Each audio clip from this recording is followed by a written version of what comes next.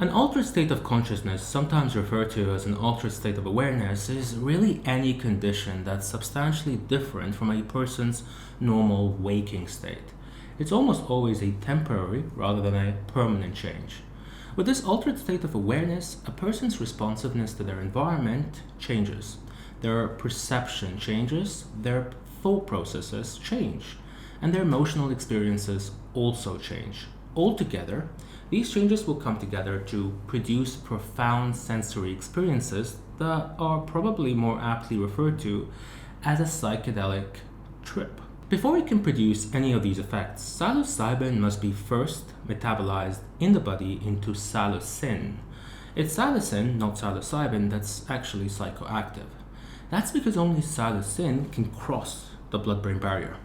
So really, when we're talking about psychedelic-induced altered states of consciousness, we're really talking about psilocin rather than psilocybin. Much like plenty of other drugs, the metabolism of psilocybin into its psychoactive metabolite psilocin depends on enzymes in the body. The key enzymes we're concerned with in this metabolism are cytochrome 2D6 and cytochrome 3A4. These two enzymes can be inhibited or have their activity reduced.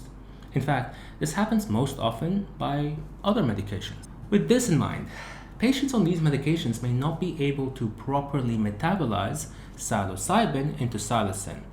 And while this is very unlikely to result in any adverse effects, it can make it difficult to achieve the desired altered state of consciousness. Once inside the brain, psilocin will act on a variety of serotonin receptors, including the serotonin 2A receptor. The reason we're especially interested in the serotonin 2A receptor rather than any of the other serotonin receptors is because it's this receptor that's believed to be responsible for psilocybin's psychedelic effects. It's at these receptors that the altered state of consciousness or the psychedelic experience begins. How do we know this? Because we can actually selectively block the serotonin 2A receptor by using an agent known as Ketanserin. So a team of scientists actually carried out this very experiment in 2023, where they separated healthy volunteers into two groups. Both groups were given a 100 microgram dose of LSD, but only half of them received a further 40 milligram dose of Ketanserin. An hour later, the remaining volunteers received a placebo and no Ketanserin. As you can see from the graphs on the screen, administering Ketanserin quickly reverses, perhaps even blocks, all subjective sensory experiences induced by LSD. As for psilocybin, we have evidence from these wonderful PET scans you see on your screen showing that the intensity of a psychedelic experience varies in a dose-dependent like effect with a degree of occupancy of serotonin 2A receptors. The serotonin 2A receptor being occupied simply means it's bound and activated by psilocin. Psilocin is what we call an agonist, which means it binds and activates the serotonin 2A receptor. In fact, it has a higher affinity for the serotonin 2A receptor than serotonin itself, meaning it will bind the receptor and activate it more strongly. For the sake of completeness, I should also probably mention that there is some evidence that psilocin can activate the serotonin 1A and serotonin 2C receptors. However, the research on psilocin's effect on these receptors is still in its early days.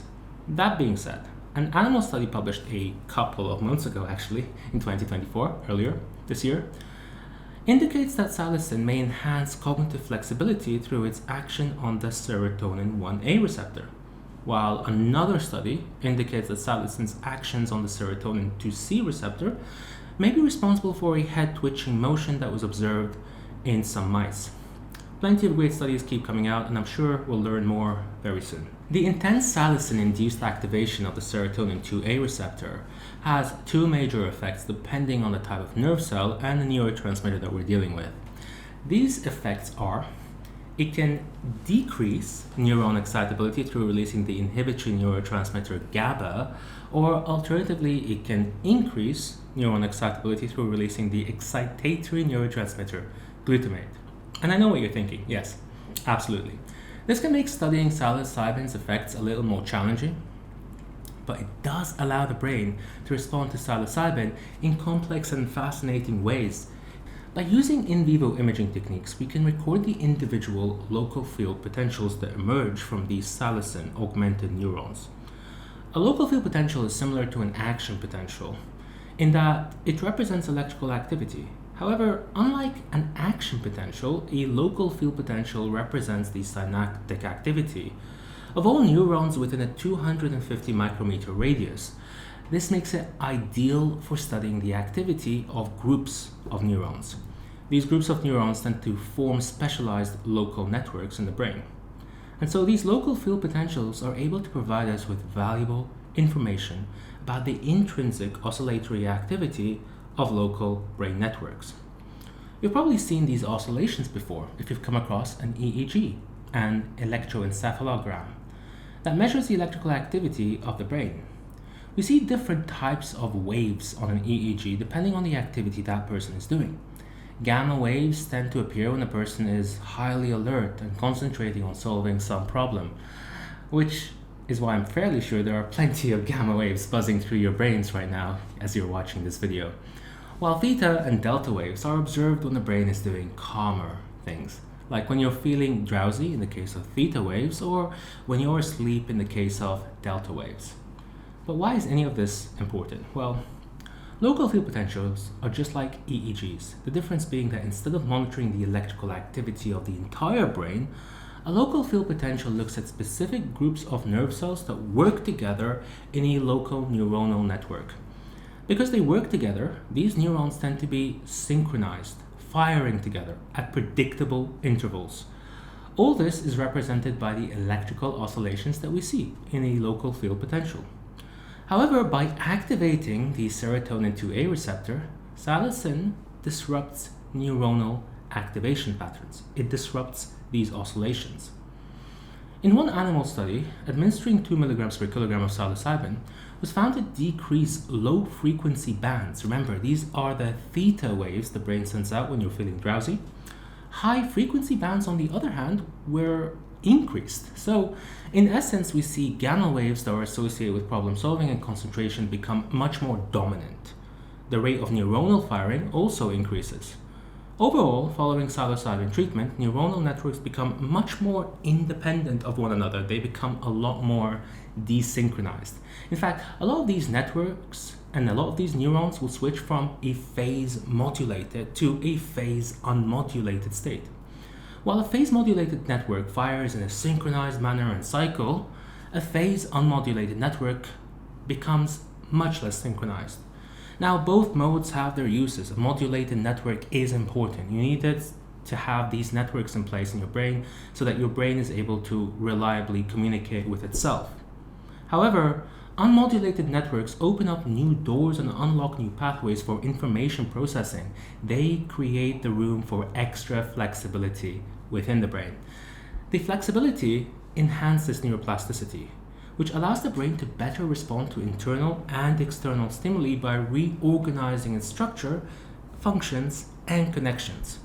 Several studies show that this effect is most pronounced in the anterior cingulate cortex, which is also involved in regulating our attention, emotion, and also involves inhibitory control.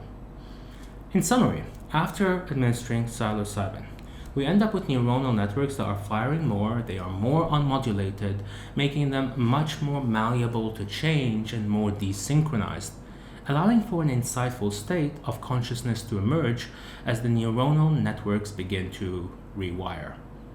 We see this demonstrated in a number of animal studies where psilocin-induced modulation of the serotonin 2A receptor augments BDNF production in the brain, which in turn increases the number of synapses and dendrites in the brain.